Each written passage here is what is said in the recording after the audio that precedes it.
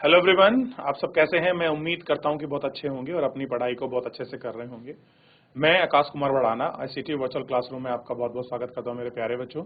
जैसा आपको पता है कि हमारी 11वीं क्लास है और 11वीं क्लास में हम लोग आज चैप्टर नंबर 6 को पढ़ेंगे। चैप्टर नंबर 6 है ग्रामीण विकास, यानी कि ब्लिस डेवलपमेंट की हम लोग बेसिकली बात करेंगे। क्लियर है। मानव पूंजी निर्माण कैसे हो रहा है उसको हम लोग देख चुके हैं पूरे चैप्टर को। अब नया चैप्टर है चैप्टर नंबर 6 मानव विकास के बाद हम चैप्टर पढ़ रहे हैं ग्रामीण विकास। कौन सा चैप्टर देखेंगे हम लोग बच्चों? तो चैप्टर नंबर 6 है आपका ग्रामीण विकास। ठीक, ये आपको ध्यान रखना है। ग्रामीण विकास आपका चैप्टर नंबर 6 हमारे सामने है। और देखिए इनमें हम क्या क्या पढ़ने वाले हैं इस अध्याय में। तो कुछ की पॉइंट्स हमको मिले होते हैं। ग्रामीण विकास से जुड़े हुए मुद्दे को हम समझने का प्रयास करेंगे कि कौन कौन से जुड़े हुए मुद्दे हैं, उनको समझेंगे। अगला पढ़ेंगे ग्रामीण क्षेत्रों के विकास में भारत के सर्वांगीण दृष्टि को क्यों महत्वपूर्ण है। ग्रामीण विकास में साख और विपणन को महत्वपूर्ण समझेंगे। आजीविका के स्थायित्व को, उत्पादित विधियों के महत्व को समझेंगे और धारणीय विकास में जैविक कृषि के महत्व को भी समझने का प्रयास करेंगे। ठीक, ये क्या है, कैसे जैविक कृषि होती है, इन सभी के विषय में हम लोग आपका समझने का प्रयास करेंगे। क्लियर है। और एक एक करके हम इन सब चीजों पर गौर भी करेंगे। तो किसी का कोई डाउट बनता रहेगा, बीच में हम लोग आपको पढ़ते रहेंगे।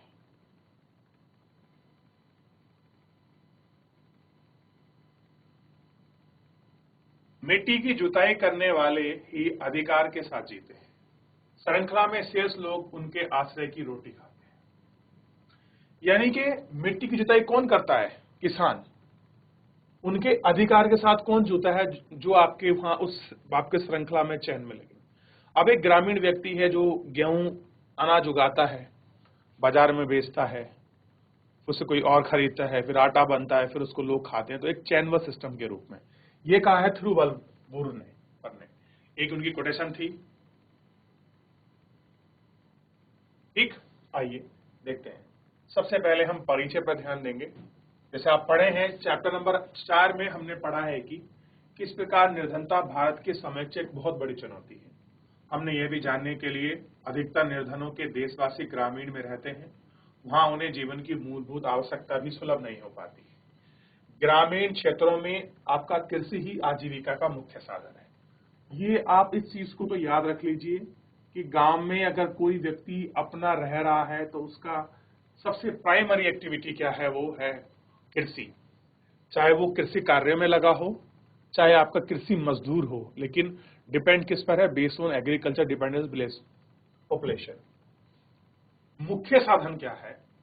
कभी महात्मा गांधी ने एक बार कहा था कि भारत की वास्तविक प्रगति का तात्पर्य शहरी औद्योगिक केंद्र के विकास से नहीं बल्कि मुख्य रूप से गांव के विकास से है। तो गांधी जी ने भी क्या कहा है कि आप भारत के विकास की बात कर रहे हैं ना, तो जो उसका मुख्य रूप है वो क्या है? गांव का विकास है। यानी कि अगर आप गांव का विकास कर देंगे तो ये मान लीजिए पूरे भारत का विकास आप कर देंगे। ऐसा गांधी जी ने अपने विचारों में कहा है और यही चीज हमारे संविधान के जो नीति निर्देशक आपके तत्व हैं वो गांधीवादी विचारधारा से प्रेरित है। ग्रामीण विकास ही राष्ट्रीय विकास का केंद्र है। यह विचार आज भी उतना ही प्रासंगिक मतलब लॉजिकल है। ऐसा क्यों है? हमने अपने चारों ओर बड़े उद्योग तथा सूचना प्रौद्योगिकी केंद्रों में लैस शहरों की प्रगति करते हुए देखे हैं, फिर भी ग्रामीण विकास को उतना अधिक महत्व क्यों नहीं दिया जाता? इसका उत्तर है, आज भी भारत के 2/3 जनसंख्या कृषि पर आश्रित है, जिसका उत्पादकता अभी भी इतनी होती है कि उन सबको निर्वाह नहीं हो पाता। इसीलिए देश की 1/4 जनता अभी भी घोर निर्धनता में रहती है। यानी कि देश की टोटल पॉपुलेशन का 1/4 आज भी ऐसी है जो कैसी है? आपकी अंडर पॉवर्टी में है। तो एक बहुत बड़ी बात है, किसी देश की अगर 1/4 जनसंख्या गरीबी में है तो वहां डेवलपमेंट के आयाम कैसे पहुंचेंगे? ये अपने आप में एक बहुत बड़ी समस्या पैदा करता है कि आप चाहते हैं कि हम डेवलप हो जाएं, लेकिन उनका क्या? जो 1/4 जनता आपके पास अभी निर्धन बनी हुई है, आप उसको कैसे डेवलप करेंगे? तो ये अपने आप में क्वेश्चन है जो हमारे सामने प्रश्न चिन्ह खड़ा करता है। यदि हम भारत की वास्तविक उन्नति चाहते हैं, यानी कि रियलिटी में आप चाहते हैं कि भारत का डेवलप हो, वो कुछ विकास करे, तो हमें विकसित ग्रामीण भारत का निर्माण करना होगा। कैसा करना होगा? विकसित भारत का निर्माण करना होगा। ग्रामीण विकास से क्या तात्पर्य है? अब कह रहे हैं जो ग्रामीण विकास है उससे क्या तात्पर्य है, इनको देखना चाहिए। तो सबसे पहले 6.2 यानी कि चैप्टर नंबर 2 उसकी सेकंड यूनिट है हमारे पास, ग्रामीण विकास क्या है। तो ग्रामीण विकास एक व्यापक शब्द है। यह मूलतः ग्रामीण अर्थव्यवस्था के उन घटकों के विकास पर केंद्रित होने वाला बल देता है जो ग्रामीण अर्थव्यवस्था के सर्वांगीण विकास में पिछड़ा है। कैसे है आपका ग्रामीण विकास में आपका सर्वांगीण रूप से आपका पिछड़ा है। भारत के विकास के लिए जिन क्षेत्रों में नई और सरल पहल करने की आवश्यकता बताई गई वो इस प्रकार है। जैसे मानव संसाधनों का विकास, जिनमें निम्नलिखित शामिल है कि आप मानव विकास कैसे करेंगे। उसमें कुछ सारी ऐसी चीजें हैं जो इसके डेवलपमेंट के अंतर्गत आप उनको देख सकते हैं, आप उन पर महसूस कर सकते हैं। जैसे साक्षरता, विशेषकर नारी साक्षरता, शिक्षा, कौशल का विकास, स्वास्थ्य जिसमें स्वच्छता और जन स्वास्थ्य दोनों शामिल है, भूमि सुधार, प्रत्येक क्षेत्र में उत्पादक संसाधनों का विकास, आधारित संरचना का विकास जैसे बिजली, सिंचाई, साख, विपणन, परिवहन सुविधा, ग्रामीण सड़कों के निर्माण, सही राजमार्गों के पहुंच सड़क बनाना, कृषि अनुसंधान विस्तार, सूचना प्रसार की सुविधाएं, निर्धनता निवारण और समाज के कमजोर वर्गों का जीवन दशाओं में महत्वपूर्ण सुधार, विशेष उपाय जिनसे उत्पादक रोजगार के अवसर उपलब्ध करा पर विशेष ध्यान देना चाहिए। कह रहे कुल मिलाकर ये कुछ ऐसे फैक्टर हैं, ऐसे क्षेत्र हैं जिन पर अगर हम लोग खास कर गौर कर लें तो आप ये मान सकते हैं कि क्या हो जाएगा, भारत में आपका पूरा जो विकास है, डेवलपमेंट आपको अच्छे से देखने के लिए आपको मिलेगा।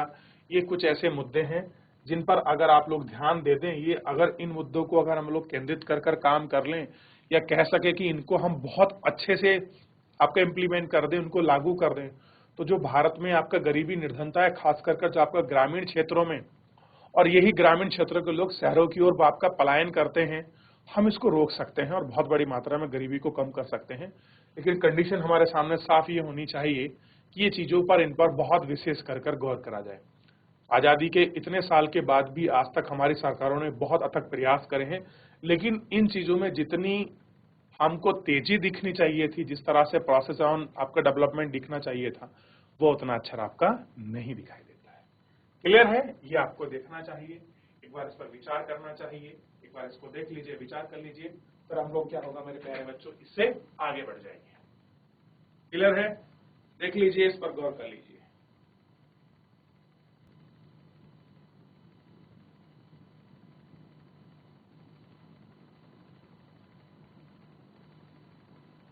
देख लिया आप लोगों ने?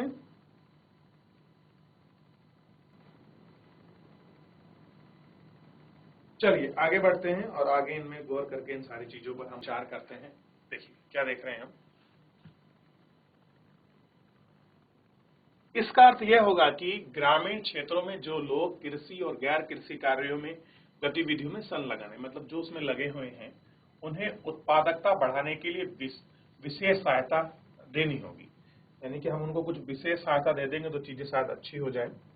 ठीक, जैसे गैर कृषि उत्पादक क्रियाकलाप जैसे खाद्य प्रसंस्करण, स्वास्थ्य सुविधाओं की अधिक उपलब्धता, घर और कार्यस्थल पर स्वच्छता संबंधी सुविधाएं, ताकि सभी के लिए शिक्षा को सर्वोच्च वरीयता और तीव्र ग्रामीण विकास हो सके।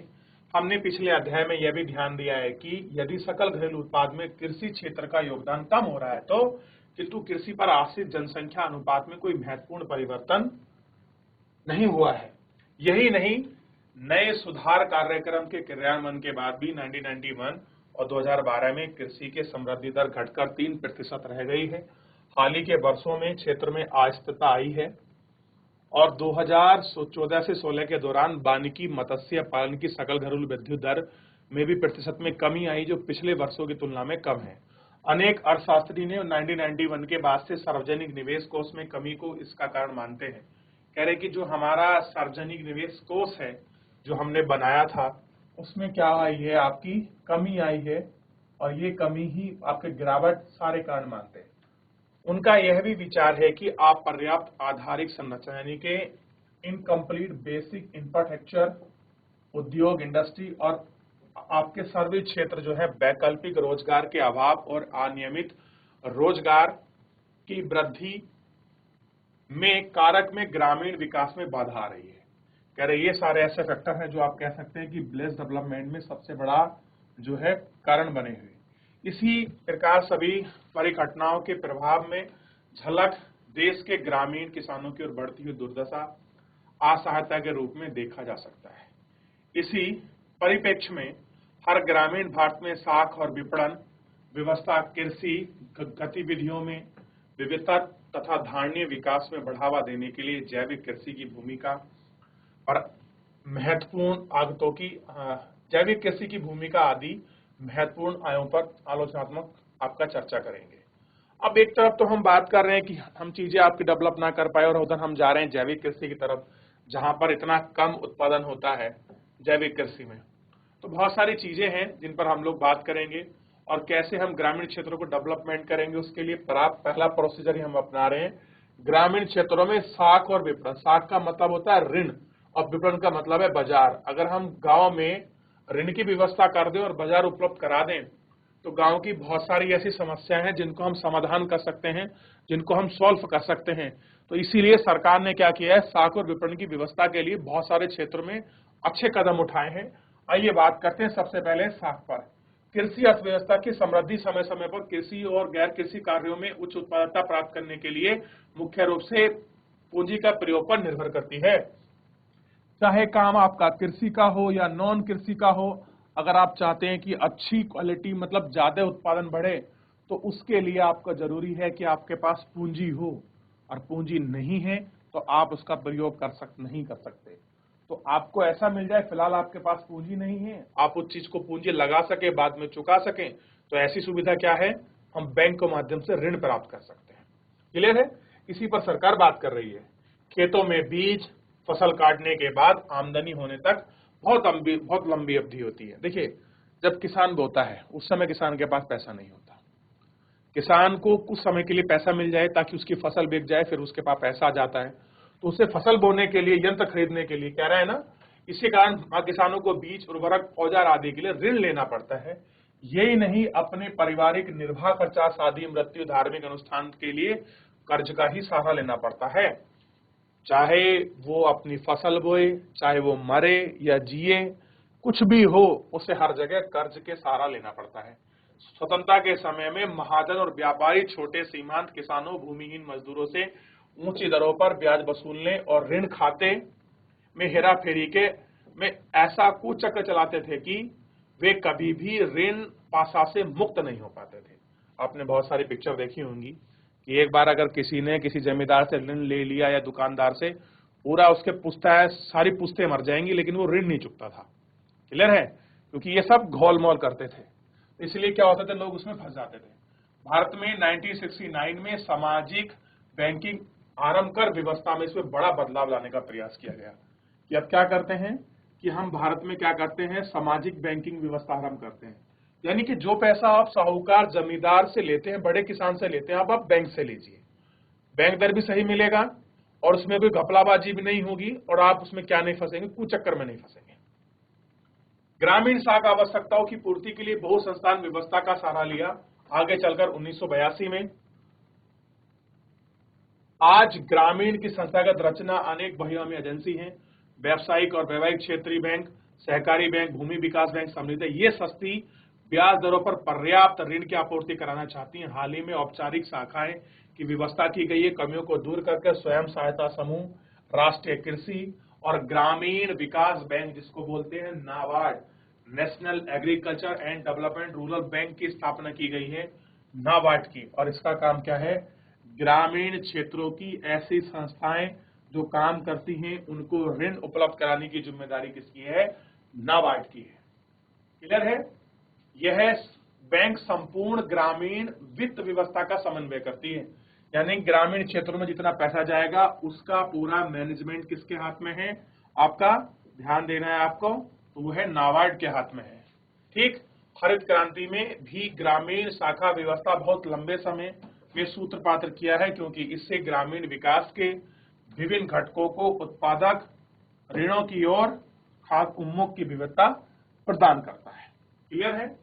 ये थोड़ा सा आप लोगों को इसमें देख लेना चाहिए कि कैसे ऋण व्यवस्था उपलब्ध होती है, भारत सरकार कैसे समन्वित करने की कोशिश कर रही है कि ये सारी चीजें हो सके। तो एक बार इस पर गौर कर लीजिए और गौर करके एक बार अच्छे से देख लीजिए।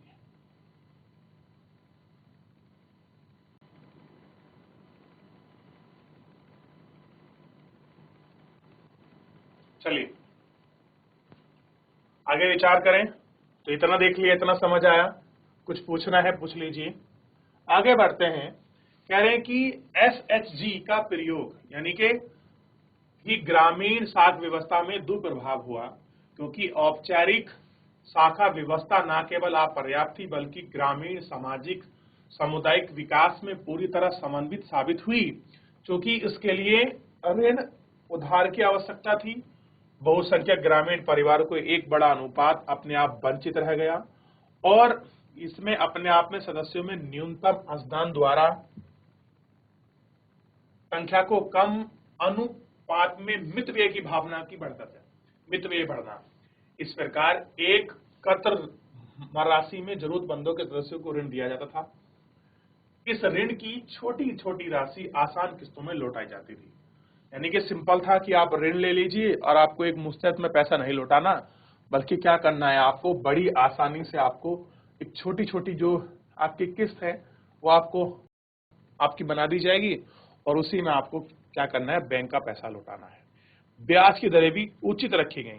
कह रहे मई 2019 में 54 लाख महिला स्वयं सहायता समूह जिन्हें बोलते हैं एसएचजी ने लगभग 6 करोड़ महिला सदस्य हैं। कह रहे कि आज की तारीख में एक सलाह है स्वयं सहायता समूह और लगभग इतने से प्रति 1000 रुपए, यानी कि आप लोग इसको देखेंगे 10 से 15,000 रुपए प्रति एसजी के अतिरिक्त 2.5 लाख महिला एसएचजी की परिनिधि निधि के रूप में सामुदायिक निवेश सहायक कोष जिसको बोलते हैं CISF बोलते हैं हम लोग, से क्या बोलते हैं, सामुदायिक निवेश सहायता कोष का सृजन किया जाता है। ठीक, अब क्या है इसमें, जिसके फलस्वरूप आय का सृजन हेतु महिला स्वरोजगार को अपना सकती हैं। इस प्रकार की साखा उपलब्ध अति लघु साख कार्यक्रम भी कहा गया। इस प्रकार में स्वयं सहायता समूह ने महिलाओं को सशक्तिकरण की सहायता की। ऋण सुविधा उपयोग कराने में किसी न किसी प्रकार के उपभोग के लिए हो रहा था। कर्जदार उत्पादन के उद्देश्य से क्यों व्यय नहीं करता, अब जिसके पास कर्ज है वो क्यों व्यय नहीं करता। ग्रामीण बैंकिंग की एक आलोचनात्मक मूल्यांकन हुआ और कैसा हुआ कि ग्रामीण जो है आलोचनात्मक आपका मूल्य हुआ। ठीक, बैंकिंग व्यवस्था ने त्वरित प्रसार का ग्रामीण कृषि गैर कृषि उत्पादन आय और रोजगार पर सकारात्मक प्रभाव हो रहा था। विशेष रूप से ही हरित क्रांति के बाद से किसानों को साख सेवा और सुविधाओं के लिए उनकी उत्पादन आवश्यकताओं की पूर्ति के लिए अनेक प्रकार के ऋण देने में इन्हें सहायता दी। अब तो अकाल बिल्कुल बीते युग हो गए हैं, क्योंकि हम खाद्य सुरक्षा में उस मंजिल पर पहुंच चुके हैं कि किसी की हमारे अपने सुरक्षित भंडार भी बहुत पर्याप्त मायने में माने जा रहे हैं, किंतु अभी भी हमारी बैंकिंग व्यवस्था उचित नहीं बन पाई है। यानी कि हम फूड सिक्योर तो हैं, लेकिन जिस तरह से हमको बैंकिंग आपका डेवलपमेंट करना था, जो प्रोसेस हम लोग सोचते थे, वो अभी तक जो है इस प्रकार में प्रोसेस में हम लोग नहीं पड़े, ठीक, हम उसको नहीं देख पाए।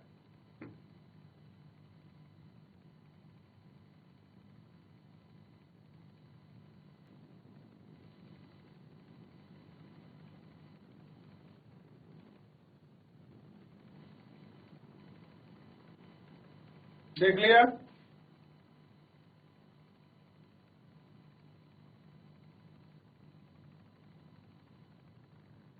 अब थोड़ा सा एक बार पीछे देख लीजिए। इतना को अभी तक आप इसे पढ़ते आ रहे हैं और इसे गौर करते आ रहे हैं।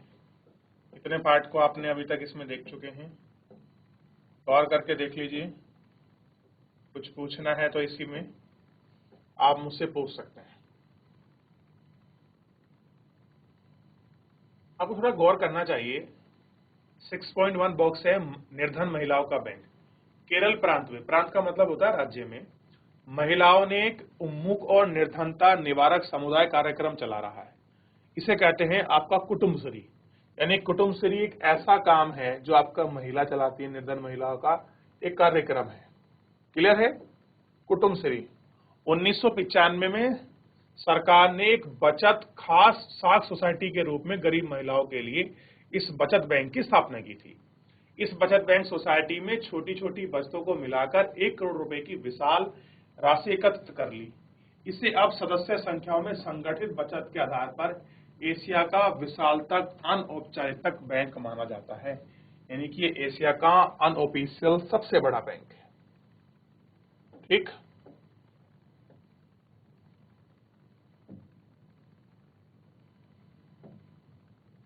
अब देखिए इससे आगे बढ़ते हैं। संभवतः व्यावसायिक बैंकों को छोड़कर अन्य सभी औपचारिक शाखाएं संस्थाएं जमा प्रवाह की संस्कृति से पर विकसित नहीं कर पाई। यानी कि वो जमा को स्वीकार करें, इस संस्कृति को वो डेवलप नहीं कर पाए। ये सही ऋण चाहने वालों को ऋण दे पाती थी और ना ही कोई इनमें प्रभावपूर्ण ऋण वसूली व्यवस्था बन पाई। कृषि ऋणों की वसूली नहीं हो पाने से बहुत समस्या गंभीर है। कृषि ऋण का भुगतान न कर पाने वाले लोगों की संख्या लगातार बढ़ती गई। किसान ऋणों का भुगतान करने में क्यों असफल रहे? स्पष्ट है कि किसान बड़े पैमानों पर अदालत अदा करने से इनकार करते रहे। इसका क्या कारण हो सकता है? अब देखिए, अब बैंकिंग व्यवस्था भी ठप होगी, क्योंकि जिन लोगों ने आपका लोन ले लिया वो उसको वापस नहीं करेंगे, उनकी वृद्धि बढ़ रही है, ऋण संख्या बढ़ रही है। किसान बड़े पैमाने पर क्या कर रहे हैं? ऋण को चुकाने से मना कर रहे हैं और इससे क्या हो रहा है? बैंकों का जो एनपीए है, एनपीए का मतलब नॉन परफॉर्मिंग एसेट, वो आपका निरंतर जो है बढ़ता जा रहा है। क्लियर है? इसके माध्यम से ये होगा।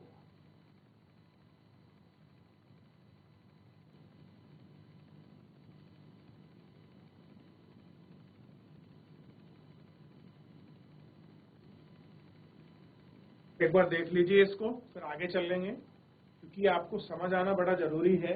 आप जब तक इस व्यवस्था को नहीं समझेंगे तब तक बहुत दिक्कत हो जाएगी।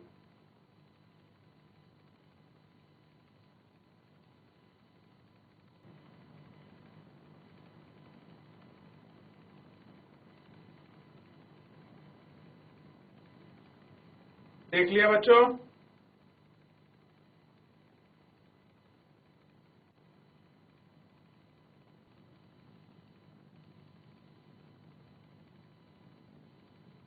आगे बढ़ जाएं?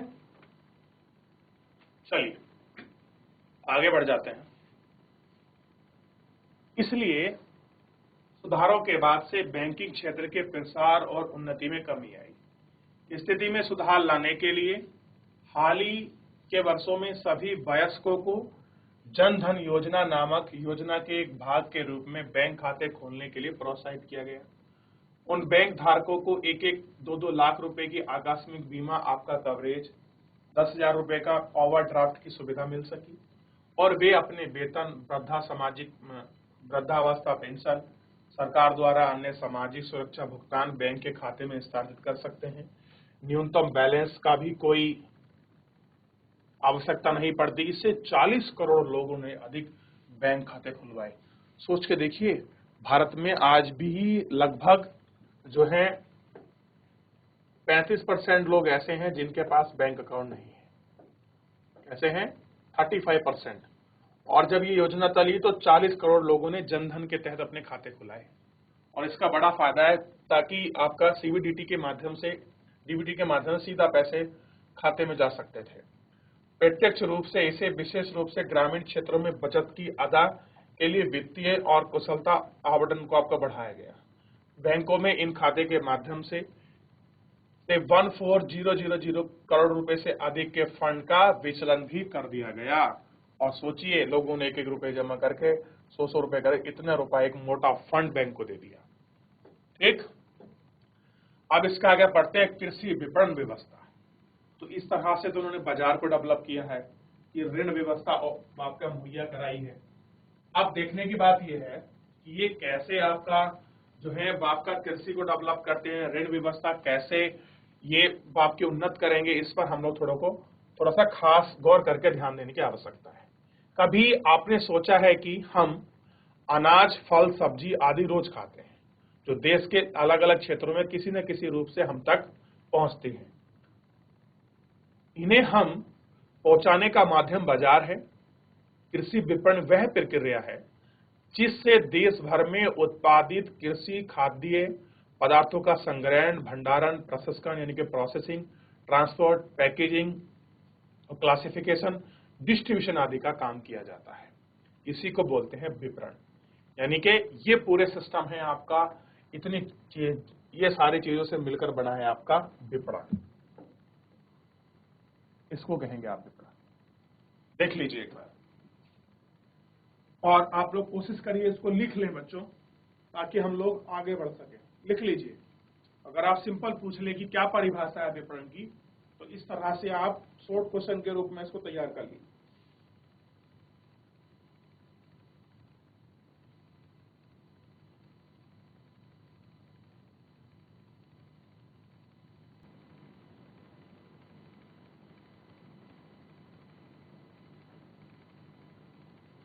देख लिया, आगे बढ़ जाएं। देखिए,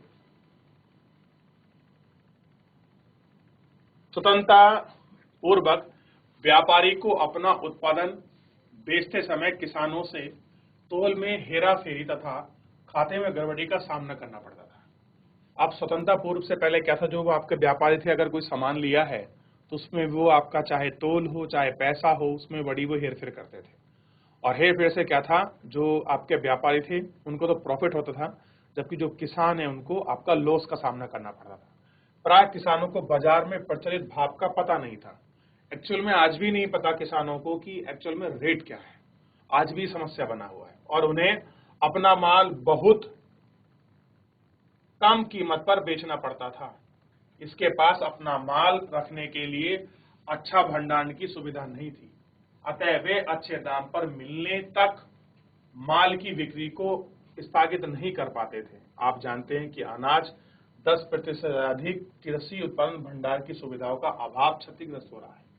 इसलिए सरकार को निजी व्यापारियों को नियंत्रित करने के लिए बाजार में हस्तक्षेप करने के लिए बाध्य होना पड़ा। क्या होना पड़ा? उनको बाध्य होना पड़ा। क्लियर है? चलिए, तो आप इस सफर को भी देख सकते हैं कि कैसे कृषि का जो हर फेज है वो आपका डेवलप हुआ है, क्या क्या उसमें चीजें हुई हैं, कौन कौन से परिवर्तन आए। आइए हम कृषि विपणन के विभिन्न पहलुओं को सुधारने के लिए किए गए 4 उपायों को विस्तार पूर्वक समझने का प्रयास करते हैं। पहला इसमें कदम जो उठाने जा रहे हैं, पहले कदम पर ही हम लोग ध्यान देते हैं। कदम व्यवस्थित और पारदर्शी विपणन की दशाओं का निर्माण करने का बाजार निगमन करना था। पहला क्या था कि सारी चीजें सिस्टमेटिक हों और सारी कैसी हों, फेयर हो जाएं, और इस तरह से हम बाजार को डेवलप करें। इस नीति से बहुत दूर तक कृषकों को, उपभोक्ता दोनों ही वर्गों को लाभान्वित है। यानी कि हर तरीके से बेनिफिट होने वाला है। जो किसान और उपभोक्ता है, जो वस्तु को खरीदता है, यानी कि अल्टीमेटली हम लोग जो आम लोग हैं, और जो किसान है जो बेचता है, यानी कि मीडिएटर का अब प्रॉफिट कम करने की कोशिश है। दोनों ही वर्ग लाभान्वित हुए। हालांकि 27,000 ग्रामीण क्षेत्रों में अनियमित मंडियों को विकसित किया जाना की आवश्यकता है। कि लगभग इतनी मंडी क्या है, ग्रामीण जो है 27,000 जो है ग्रामीण क्षेत्रों में बननी चाहिए। ठीक, ताकि ग्राम क्षेत्रों में मंडी की वास्तविक क्षमता का लाभ उठा पाना संभव हो। दूसरे महत्वपूर्ण उपाय सड़कों, रेल मार्गों, भंडार गिरोह, गोदामों, शीतल गिरोह, प्रसंस्करण इकाइयों में भौतिक रूप से आधारित संरचना के प्रावधान किया जाना है। किंतु अभी भी वर्तमान आधारिक सुविधाएं बढ़ती हुई मांग के देखते हुए नीति अपर्याप्त सिद्ध है। यानी कि जिस तरह से वर्तमान में चीजों को लेकर मांग बढ़ रही है और जितनी डेवलपमेंट होना चाहिए, जितना बेसिक इंफ्रास्ट्रक्चर होना चाहिए, हमारे पास नहीं है। आज हमारे पास इतना भी नहीं है कि जितना हम प्रोडक्शन कर पाए, हम उसका आधा भी हम उसको स्टोर करके रख लें, क्योंकि हमारे पास आपका कोल्ड स्टोरेज की सख्त अभाव है। और यही कहने की फसल जो आपकी सड़ जाती हैं और बिन मौसम में उनके जो दाम है बहुत ज्यादा आपके उछल जाते हैं। एग्जाम्पल के रूप में प्याज, आपका टमाटर, लहसुन, आप इनके एग्जाम्पल के रूप में इसको देख सकते हैं, समझ सकते हैं। क्लियर है बच्चों? अब देखिए, सरकार के तीसरे उपाय में सरकारी विपणन द्वारा किसानों को अपनी उत्पादों का उचित मूल्य सुलभ कराना। और तीसरा सबसे बड़ा काम जो उसमें था कि सरकारी विपणन व्यवस्था सरकार को उसी तरह से प्राप्त करें जो उनका उचित मूल्य है, जो सरकार आज तक नहीं करा पाई, उस पर बात कर रहे हैं। गुजरात तथा देश के अन्य कई भागों में दुग्ध उत्पादक सहकारी समिति यानी ग्रामीण अंचलों ने सामाजिक और आर्थिक परिदृश्य में कायाकल्प कर दिया है। अब कहीं तो बहुत अच्छा काम करा है। आपने एक डेयरी का नाम सुना होगा, आंचल डेयरी। ये जो आंचल है ना बच्चों, ये कैसी है? ये दूध की सहकारी समिति है और इसने क्या करा है, लोगों को सामाजिक और आर्थिक परिदृश्य को पूरा चेंज कर दिया है। अभी भी कुछ स्थानों पर सहकारी आंदोलन में कुछ कमियां दिखाई देती हैं। इनके कारण सभी कृषकों को सहकारिता में शामिल नहीं कर पाना, विपणन और प्रसंस्करण सहकारी समितियों के बीच संबंध सूत्र नहीं होना है, अकुशल वित्तीय प्रबंधन चौथे उपाय के अंतर्गत नीति का समाधान, कृषि उत्पादन के लिए न्यूनतम समर्थन कीमत सुनिश्चित करना है, भारतीय खाद्य निगम द्वारा गेहूं और चावल के सुरक्षित भंडार का रखरखाव, सार्वजनिक वितरण प्रणाली यानी कि राशन व्यवस्था के माध्यम से खाद्यान्न और चीनी का वितरण इन संसाधनों का देय है ताकि किसानों की उपज का उचित दाम दिलाने और गरीबों को सहायता यानी कि सब्सिडी कीमतों पर वस्तु उपलब्ध कराना है। कैसे मिल जाए लोगों को? डिस्काउंट प्राइस पर क्या मिल जाए, सब्सिडी रूप में जो है आपकी चीजें मिल जाए। यही कोशिश है सरकार की। तो एक बार अभी जितना पढ़ा है इसको देख लीजिए मेरे प्यारे बच्चों, जितना हम लोग इसमें ढूंढ रहे हैं आप इसको पढ़ सकते हैं कि कैसे कैसे मंडियों को डेवलप करना है, क्या समस्या है, इसको एक बार देख लें फिर आगे बढ़े।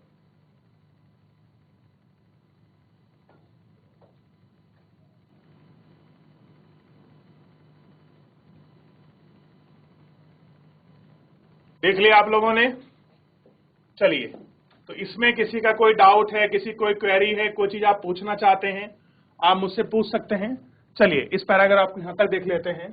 यदि सरकार ने इन सभी प्रयासों के बाद भी आज भी कृषि मंडियों पर निजी व्यापारियों, साहूकारों, ग्रामीण राजनीतिक सामंतों, बड़े व्यापारी अमीर का वर्चस्व बना हुआ है, इसलिए जरूरी है कि सरकार की मध्यस्थता, खासकर जब कृषि उत्पाद में बड़े हिस्से में निजी क्षेत्र का नियंत्रण हो, तो सहकारी संस्थाएं और सहकारिताएं सकल कृषि उत्पादन में मात्र 10% ही क्या है आदान प्रदान में सफल हो पा रही हैं, शेष अभी भी निजी व्यापारी के हाथों में ही है। यानी कि आज भी मंडी में केवल 10% गवर्नमेंट अंडरटेकिंग है, बाकी 99 आपका जो निजी कंपनियां हैं, जो बड़े किसान हैं, वो ही इसमें देख पा रहे हैं। क्लियर है मेरे प्यारे बच्चों? तो इतना पूरा हम लोगों ने चैप्टर के माध्यम से हमने आपका जो आपके ऋण व्यवस्था जिसको हम साख कह रहे हैं और आपका विपणन को समझने का प्रयास किया है, ताकि हम ग्रामीण क्षेत्र को कैसे डेवलप कर सके, उसके क्या प्रोसेस है, उन मायनों को हम लोग पढ़ रहे हैं। मेरे प्यारे बच्चों, एक बार आप चैप्टर को घर जाकर रिवीजन कर लीजिए, पढ़ लीजिए, कोई डाउट बनता है तो आप मुझसे नेक्स्ट लेक्चर में पूछ लीजिए। फिलहाल आज के लिए इतना ही, मिलते हैं नेक्स्ट लेक्चर में। धन्यवाद।